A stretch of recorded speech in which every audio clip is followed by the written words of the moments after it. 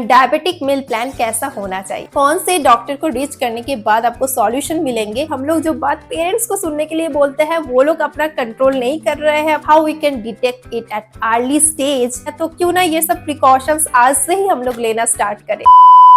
Hello, welcome back to our channel. We hope you all are doing great. आज का thumbnail and title देख के आप लोगों को पता चल ही गए होंगे आज का वीडियो है इज ऑल अबाउट कैसे हम लोग डायबिटीज को कंट्रोल करें, how we can detect it at early stage and diabetic meal plan कैसा होना चाहिए। वीडियो पसंद आया होगा तो वीडियो को लाइक कर दीजिएगा एंड वीडियो को ज्यादा से ज्यादा अपने फैमिली मेंबर्स के साथ शेयर कर दीजिएगा ताकि सब लोग सेफ रहे। एंड अगर चैनल पे नए हो तो चैनल को सब्सक्राइब जरूर कर लीजिएगा ताकि ऐसे और अपडेट्स आप लोगों को मिलते रहे।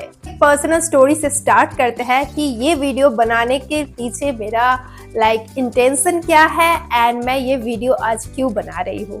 सो गाइस, लास्ट व्लॉग में आप लोग देखे होंगे कि मैं अपने पापा को बैंगलोर लेके आए थे एंड उसका रीजन ये था कि उनका बॉडी में बहुत सारे ज्यादा पेन है। वैसे उनका शुगर हाई थे हमेशा से ही, लेकिन बॉडी में ज्यादा पेन होने के कारण ये होता है कि उनको कभी कभी लंबा टाइम के लिए बैठने में या फिर उठने में दर्द होता है। बॉडी में पेन तो बहुत सारे रीजन की वजह से हो सकते हैं, but this time you know it was connected two diabetes. Body pain के साथ साथ डायबिटीज होने के कारण और क्या क्या चीजें होते हैं, क्या क्या सिम्टम्स दिखाई देते हैं, वो सारी चीज आज मैं डिस्कस करूंगी इस वीडियो में कि पापा की बॉडी में सिम्टम्स क्या क्या नजर आए थे। पहला चीज तो बहुत ज्यादा प्यास लगने लगता है, सडन वेट लॉस होने लगता है, आपका बॉडी का जो हीलिंग प्रोसेस है वो थोड़ा स्लो डाउन हो जाता है। अगर आपका डायबिटीज के टाइप 1 हो तो आपका यूरिन में कीटोन बहुत अमाउंट में मिलने लगता है। अगर आपके डायबिटीज 2 हो तो आपके हैंड्स एंड लेग्स कभी कभी नम हो जाते हैं। This was the same case exactly with my father. So he is having diabetes type 2. इस डायबिटीज अगर एक बार पकड़ लेता है तो आपका किडनी, आपका लीवर, आपके नर्व्स, आपके आंखों का रेटिना सब कुछ धीरे धीरे करके डैमेज कर देते हैं। पापा के केस में इनिशियल स्टेज में जो सिम्टम्स, जो ड्रास्टिक सिम्टम्स दिखाई दिए थे वो ये था कि शुगर ज्यादा होने के कारण से उनका रेटिना आंखों का रेटिना में धीरे धीरे वो अफेक्ट करने लगे। अब ये स्टोरी कुछ इस तरीके से शुरू हुआ था फ्रेंड्स कि उनके जो विजन है वो थोड़ा सा ब्लर होने लगा। अब मेरे पापा की एज भी काफी ज्यादा है, वो 60 प्लस है, तो इस एज में हम लोगों को लग रहा था विजन अगर ब्लर हो रहा है तो that may be a case of cataract. Age के कारण कैटरेक्ट तो है लेकिन उनका रेटिना भी अफेक्टेड हो गया है due to high sugar. Actually this is a serious time and it's need to be taken care of and it is a time to be concern. आजकल डायबिटीज तो बहुत यंग एज में ही start हो गया है। ऐसे नहीं कि फिर ओल्ड एजेड पर्सन कोई हो रहा है, हमारे उम्र में या स्टेज में आजकल डायबिटीज पे लोग अफेक्टेड हो जा रहा है।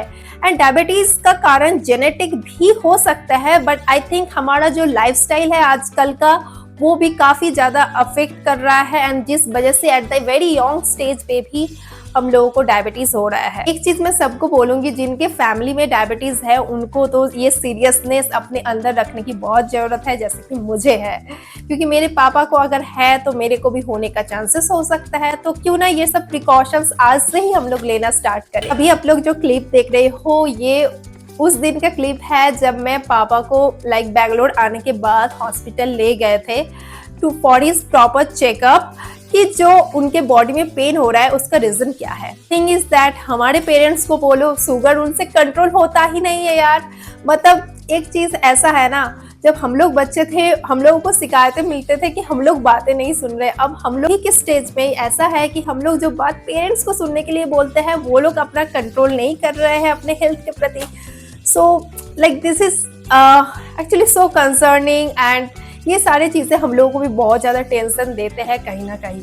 मेरे पापा के शुगर फर्स्टिंग में ही बहुत ज्यादा हाई है। अब इतना हाई है आप लोग तो समझ ही गए होंगे कि रेटिना वगैरह भी अफेक्टेड होने लगे हैं। दिस टाइम जब मैं पापा को बैंगलोर लाए थे नॉट बिकॉज ऑफ कि उनके रेटिना अफेक्टेड हो गए थे, मेन कंसर्न था कि उनके वेरियस बॉडी पार्ट्स में पेन होना स्टार्ट हो गए थे। तो ये चीज का डिटेक्ट करने की एग्जैक्टली किस बॉडी पार्ट में पेन है, क्यों पेन है, वो चीज डिटेक्ट करने के लिए मैं उनको लाई थी। ये चीज मेरे पास थोड़ा बहुत मेरे सेंस में बैठ रहा था कि yes it may be due to sugar, because sugar nerve वगैरह भी अफेक्ट करता है। बट एज के साथ साथ कभी कभी होता है ना, जॉइंट्स पे भी पेन होता है। सोची कि पहले एक ऑर्थो सर्जन से कंसल्ट कर लेते हैं। और मैं जिस हॉस्पिटल में जैसे पापा को ले गए थे वहाँ पे ortho surgeon, neuro surgeon everyone was available.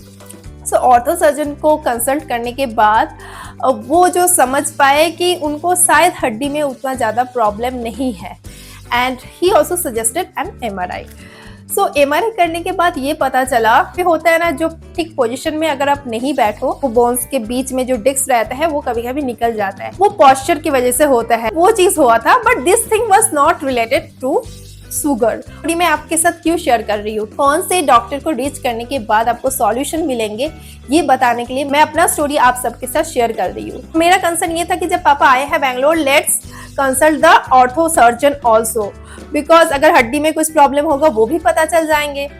But जैसे कि मैंने बताया कि MRI करने के बाद ये पता चला कि हाँ, डिस्क तो थोड़ा सा डिस्प्लेसमेंट हुआ है, लाइक थोड़ा तो हिले है, but the thing is that disc हिलने की वजह से लाइक स्पाइन में तो बोन का गैप डिक्रीज होने की वजह से, कम होने की वजह से जो नर्व है वो भी थोड़ा प्रेशराइज्ड हो रहा है। Is again not related to sugar, जैसे मैंने बताया। इस वजह से शायद उनको बैक पेन स्टार्ट हुआ है, but he told that we should consult a neurologist medicine doctor.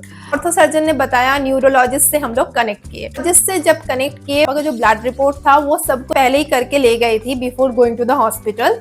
सो जब मैंने उनको वो रिपोर्ट दिखाए, वो बताए कि there is a high chance कि नर्व पे शुगर अफेक्ट करना स्टार्ट किया है, एंड बिकॉज ऑफ दैट कभी कभी हो सकता है वो नमनेस फील कर रहा है, या फिर उनका दर्द जो हो रहा है वो थोड़ा सा ज्यादा हो रहा है। बताया कि स्पाइन में बोन थोड़ा क्लोज आने के कारण से नर्व थोड़ा दब रहा है, that is the reason, but वो उतना ज्यादा अफेक्ट नहीं कर रहा है शायद जितना उनका शुगर उनके नर्व को डैमेज कर रहा है।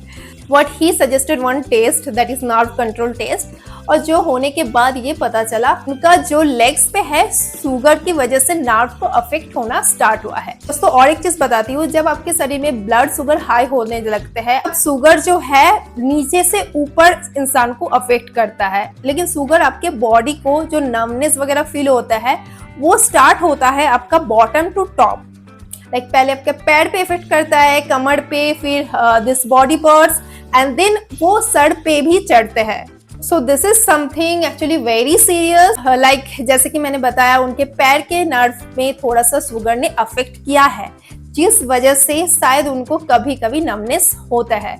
दे ऑल्सो सजेस्ट कि कंसल्ट अ न्यूरोसर्जन, जो सही से बोल पाएंगे कि अभी इस मोमेंट पे उनको सर्जरी की जरूरत है कि नहीं। मैं थर्ड डॉक्टर को कंसल्ट किया, विच इज न्यूरोसर्जन। न्यूरोसर्जन के पास जाके ये पता चला, no right not at this moment surgery की कोई जरूरत है, लेकिन इसको कंट्रोल करने की बहुत ज्यादा जरूरत है। लाइक न्यूरोसर्जन भी क्लियरली बोले, लाइक आपका जो शरीर में जो भी कुछ है वो मैं तब तक ठीक नहीं कर पाऊंगी जब तक आपके ब्लड शुगर लेवल कम नहीं हो जाते, लाइक डिक्रीज नहीं हो जाते। It was the time of high alert, and पहले भी जो ऑर्थो सर्जन एंड मैं न्यूरोलॉजिस्ट एंड फिर मैं जो न्यूरो सर्जन के पास गई, तीनों डॉक्टर ने ही बोला कि exercise you have to do, like exercise is the first thing.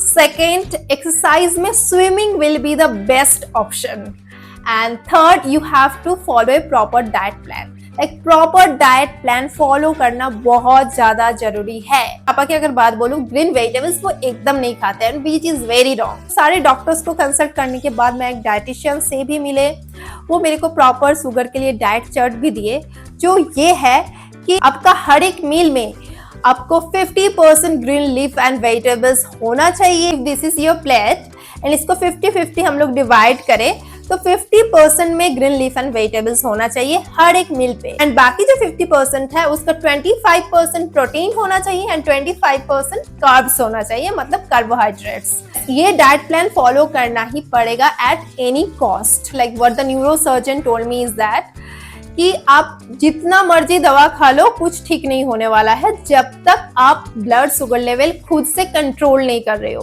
तो न्यूरोसर्जन हमको ये भी सजेस्ट किए ज्यादा ये प्रैक्टिस में मत लाओ कि उनके बॉडी को मेडिसिन से ठीक करना है। और मेडिसिन लाइक आप अगर नर्व की दवा लो या फिर किडनी ठीक करने की या लीवर ठीक करने की, इट विल ओनली वर्क अगर उनका शुगर कम हो। सो इट्स बेटर कि वो सारे मेडिसिन पे आप मत जाओ, लाइक इतना सारा मेडिसिन से उनके बॉडी को ओवरबर्डन ना करो। इन फोकस ये होना चाहिए कि उनका शुगर कैसे घटे, तो शुगर के लिए आप दवा ले सकते हो। पापा को जब मैं यहाँ पे लाई थी, मैं क्या एक्सपीरियंस किए और मैं उनके स्टोरी से क्या सीखी, मैं वही चीज आप सबके साथ शेयर करना चाहती थी, क्योंकि आई नो शुगर डायबिटीज सबके घरों में है एंड सबके साथ हो रहा है, बहुत ही अर्ली स्टेज में हो रहा है, यंग एज में हो रहा है, तो इसको रेगुलेट करना बहुत ज्यादा जरूरी है।